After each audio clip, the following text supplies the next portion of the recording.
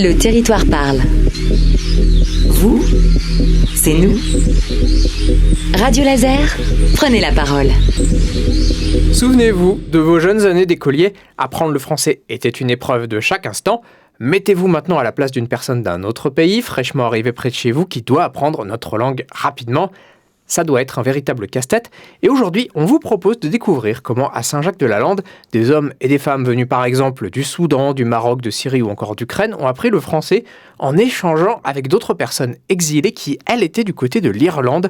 On est aujourd'hui en compagnie de Dimitri de l'association socio-culturelle L'Atelier Déclic qui a participé à mettre en place cet échange. Et on est également en compagnie de Madane qui a participé également à l'échange. Bonjour à vous deux. Bonjour. Alors Dimitri, racontez-nous comment cet échange assez étonnant avec l'Irlande a vu le jour. Alors, donc c'est un projet Erasmus+, donc ça fait quelques années avec l'association Atelier Déclic qu'on travaille sur des modules avec des personnes allophones. Et on utilise, nous, l'image, le son pour favoriser l'apprentissage auprès de ces personnes-là. Et puis, donc ça fait quelques années qu'on fait ça avec le centre social de Saint-Jacques. Et puis, en fait, je suis tombé... En fait, il y a quelques années, on a fait un projet de mobilité avec Erasmus+. Et puis, en faisant un webinaire, j'entends parler du projet de partenariat simplifié.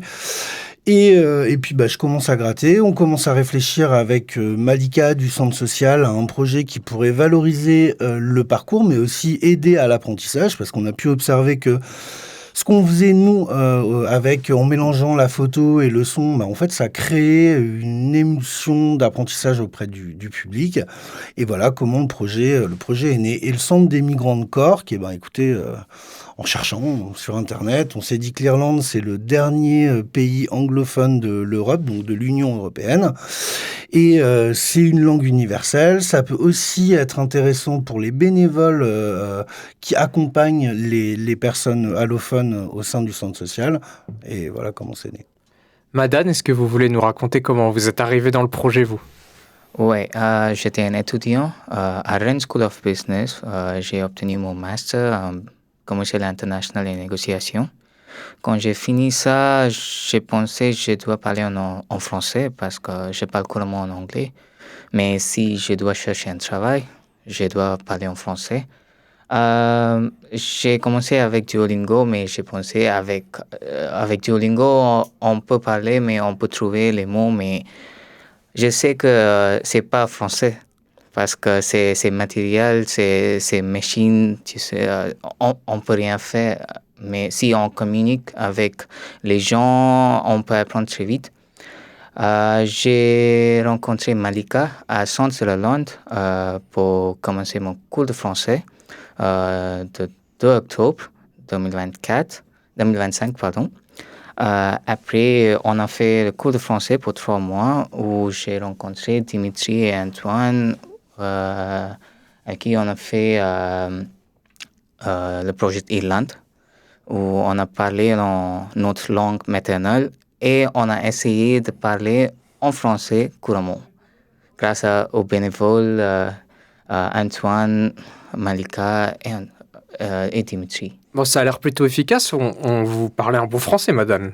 Oui, j'essaie. Parce que pour moi, mon objectif. Je sais que je ne peux pas parler comme vous, les natifs, mais je vais essayer. Je regarde les informations en français, je regarde les séries en français, j'écoute les chansons en français. Je vais faire tout ce que je peux pour apprendre la langue française. Et je peux vous demander quelle langue vous parliez, quelle est votre langue natale à vous ? Je parle en tamoul, c'est la langue maternelle. En Inde, on a 22 langues officielles, mais je viens de région Tamil Nadu. On parle en tamoul et je parle couramment en anglais aussi. C'est inspirant un parcours comme celui de Madane, parce que mine de rien, il faut se retrousser les manches pour apprendre une langue de cette manière-là. Ah oui, c'est d'autant plus fou qu'il parle plus de langues différentes que n'importe quel bénévole du centre social. En fait, quand nous, on arrive à maîtriser anglais et français, c'est déjà beau. Et Madane, en fait, il parle tamoul, il parle anglais couramment, il apprend le français, il a un niveau en l'espace d'un an qui est... moi, je trouve plus que correct, voire même bon. Je pense qu'il est sur la bonne voie, il a bon état d'esprit.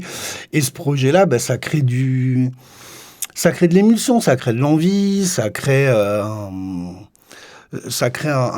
endroit, une ligne à suivre en fait. Et je pense que c'est bien pour tout le monde.